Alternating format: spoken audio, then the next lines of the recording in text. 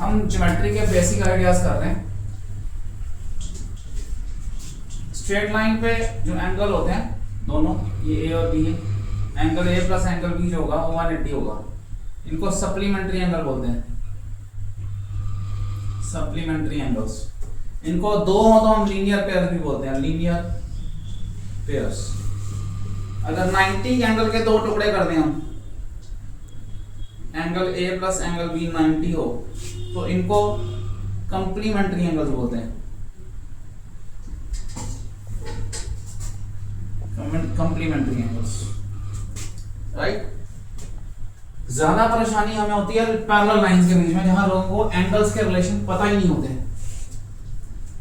मैं 1 2 3 4 5 6 7 और 8 इनके बीच में कोरिलेशन बताता हूं क्या है। हमें L M K पैरेलल दी हुई है, L पैरेलल टू N, और T हमारी ट्रांसवर्सल है, ट्रांसवर्सल, ठीक है जी। एंगल 1 एंगल 3 के बराबर है, एंगल 2 एंगल 4 के बराबर है, एंगल 5 एंगल 7 के बराबर है, एंगल 6 एंगल 8 के बराबर है। ये चारों पेयर वर्टिकली ऑपोजिट एंगल्स हैं, वर्टिकली ऑपोजिट एंगल्स, राइट। ये इक्वल का कंसेप्ट है। लोगों को ये भी गलती लगती है कि कौन से इक्वल है, कौन सा किन पेयरों का सम 180 डिग्री होता है। ये इक्वल का कंसेप्ट है, ठीक है। मैं आस्ते आस्ते सारे पॉइंट देता रहूंगा। एंगल 1 प्लस एंगल 2 180 होंगे, एंगल 2 प्लस एंगल 3 180 होंगे, एंगल 3 प्लस एंगल 4 भी 180 होंगे, एंगल 1 प्लस एंगल 4 भी 180 होंगे। सिमिलरली एंगल 5 प्लस एंगल 6 भी 180 होंगे, एंगल 6 प्लस एंगल 7 भी 180 होंगे, एंगल 7 प्लस एंगल 8 भी 180, और एंगल 8 प्लस एंगल 5 भी 180। ये सम 180 का है, और इनको हम लीनियर पेयर्स या सप्लीमेंट्री एंगल्स बोलेंगे।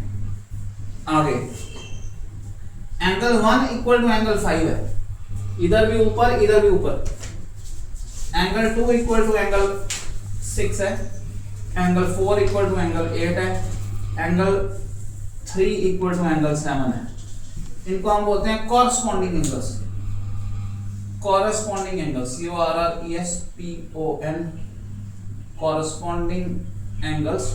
और ये भी इक्वल होते हैं, जैसे इधर ऊपर इधर भी ऊपर, इधर ऊपर इधर भी ऊपर, इधर नीचे तो इधर भी नीचे, और इधर नीचे तो इधर भी नीचे, ये भी इक्वल, ठीक है। फिर हमारे पास होते हैं अल्टरनेट एंगल्स। अल्टरनेट एंगल्स ये भी इक्वल होते हैं। इसमें दो आते हैं, एक इंटीरियर और एक एक्सटीरियर। ये सीधा Z या उल्टा Z बनता है, ये ऐसे या ऐसे। तो यहां कौन से हो जाएंगे, 4 6 के बराबर और 3 5 के बराबर। एक्सटीरियर में क्या होगा, एक्सटीरियर में ये इधर है तो ये इधर है अल्टरनेट, और दूसरा ये इधर है तो ये इधर है। सो 1 इक्वल टू एंगल 7 और 2 इक्वल टू एंगल 8। फिर एक पेयर और है इसके अंदर भी, इनको बोलते हैं को इंटीरियर एंगल्स, और एक होते हैं को एक्सटीरियर एंगल्स, को एक्सटीरियर एंगल्स। इनका सम 180 होता है। ये इधर है, ये भी इधर ही है, या ये इधर है तो ये भी इधर ही है। वी आर को इंटीग्रेट्स।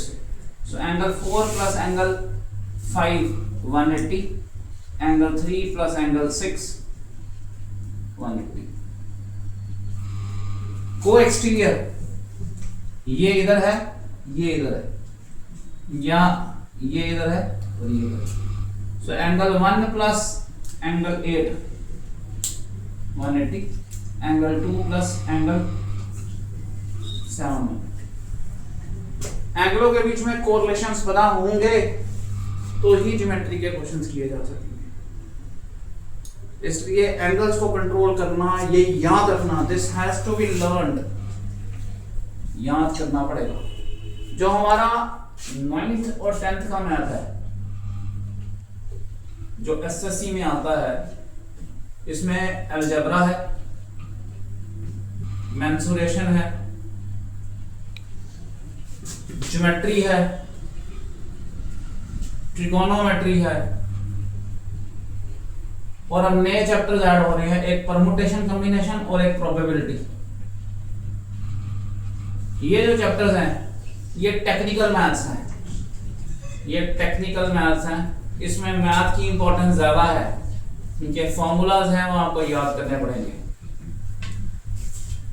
जबकि इससे नीचे वाला जो मैथ है अरिथमेटिक्स, जो नंबर सिस्टम से शुरू होके, नंबर सिस्टम से शुरू होता है, ratio, proportion, percentage, profit and loss, partnership, time and distance, time and work, इन सारे चैप्टरों में इंग्लिश का दबदबा ज्यादा है। यहाँ मैथ का दबदबा ज्यादा है, इसमें मैथमेटिक्स को कंट्रोल करना पड़ेगा। तो ये जो टॉपिक्स हैं ये आपको याद करने पड़ेंगे, आपको ये you have to remember them to solve questions, otherwise you will not be able to solve questions. Thank you.